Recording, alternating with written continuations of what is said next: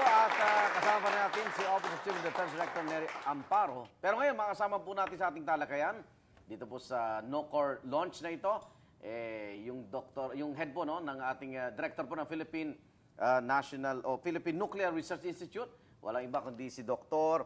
Alumanda de la Rosa. Magandang gabi. Magandang gabi po. Long time no see. Oo nga.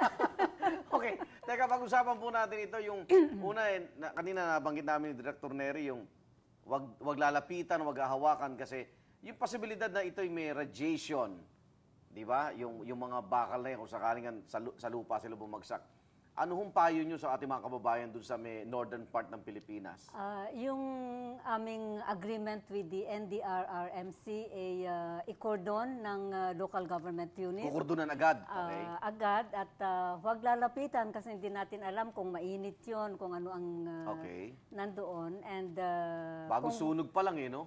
Oh. Kung kailangan, meron kaming monitoring team na pwede naming ipadala at mag-measure ng radioactivity. Ito ay pasiguro lang kasi ang alam namin walang nuclear or radioactive component yung satellite o yung missile o yung rocket. Okay, dun sa nuclear capability ng bansang North Korea, kasi sabi mo nga kanina parang wala naman itong pinagkaiba sa ibang mga satellite launch ng iba't ibang bansa. Pero ba't nabahala ang buong mundo nung North Korea na ang maglulunsad?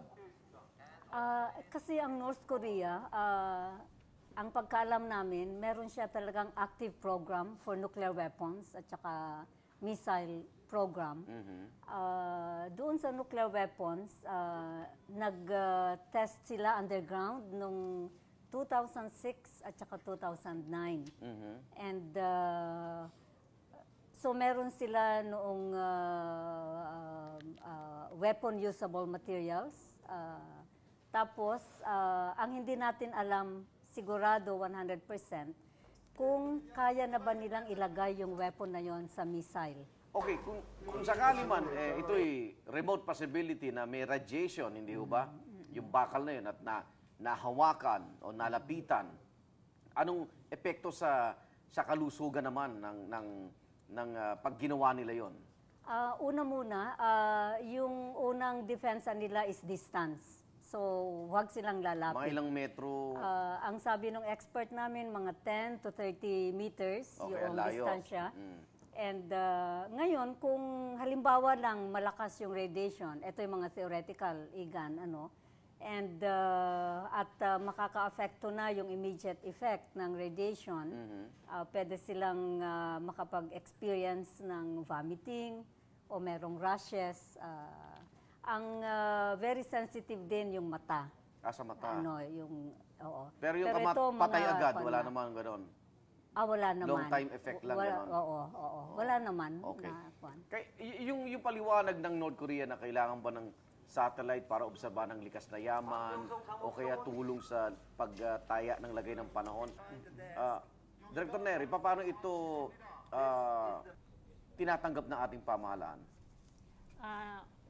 Yun ang mga speculations natin na yun ang sabi nga scientific research. Oo. But then siguro kailangan natin din pag-aralan. Kaya ang pag-asa nga ay katulong din natin dito para malaman kung talagang Kaya sabi nga natin yung Doppler radar ay maaari ding maging instrumento natin na makakuha ng mga halimbawa yung mga debris na yan para maging basis ano nga ba talaga yung purpose noong North Korea. At least tayo radar lang, wala tayong mga rocket launch. Wala pa tayo nun. Hindi pa natin kaya. Masakit aminin, pero hindi pa natin kaya.